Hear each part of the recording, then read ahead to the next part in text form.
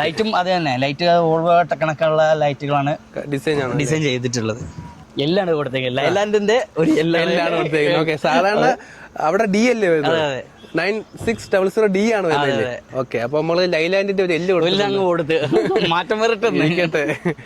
അപ്പൊ അങ്ങനെയാണ്. പിന്നെ നമ്മുടെ വണ്ടിയുടെ എഡിഷൻ നെയിം ഇതേ കൊടുത്തത്, ഇതാണ് ഈഗിൾ ആണ് നമ്മുടെ വണ്ടിയുടെ എഡിഷൻ നെയിം. ഓക്കെ, ഒരു ഈഗിളിന്റെ ഫോട്ടോ കൊടുത്തിട്ടുണ്ട്. സെയിം ഡിക്കി തന്നെ, അപ്പുറത്തെ ഏതാണ് ഡിക്കിയാണ്. എന്തൊക്കെ സൗകര്യങ്ങളുണ്ട് അത് ഈ സൈഡും ഉണ്ട്. അതെ അതെ, സെയിം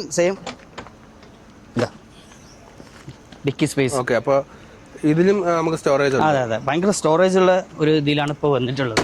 നല്ല ഹൈറ്റ് ഉണ്ടല്ലോ വണ്ടി. നമ്മള് ഓട്ടിക്കുമ്പോ ഉള്ള കംഫർട്ടബിൾ എങ്ങനെയാണ്? ഭയങ്കര സുഖമാണ്, കുഴപ്പമൊന്നുമില്ല. ഇല്ലല്ലോ, ഹൈറ്റ് വെച്ചാൽ ഈ ഊടുവഴികളിലൂടെ ഒക്കെ പോകുമ്പോ ഹൈറ്റ് ഒന്ന് ജസ്റ്റ് കണ്ണോടിച്ചിട്ട് വേണം ശ്രദ്ധിക്കണം. എന്നുവെച്ചാൽ പുറകെ ഈ ഫ്രണ്ടിനെക്കാട്ടി ലെങ്ത് ആണ്, ഹൈറ്റ് ആണ് ഈ പുറകെ വരുന്നത്. അതെ അതെ, കുറച്ച് പൊങ്ങി നിൽക്കും. എന്നുവെച്ചാൽ AC-യുടെ ആ ഒരു യൂണിറ്റ് ഉണ്ടായത് കൊണ്ട് തന്നെ പുറകിലോട്ടും അതിന്റെ സേഫ്റ്റിക്ക് വേണ്ടിയിട്ടാണ് പുറകില് ഇത്രയും ഹൈറ്റ് കൊടുത്തേക്കുന്നത്.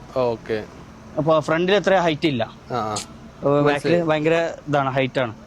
പിന്നെ സെയിം ഡിക്കി തന്നെ, ഡിക്കി സെയിം ആ സൈഡിൽ എന്താണോ അതേപോലെ തന്നെ ഇവിടെ ഇത്രയും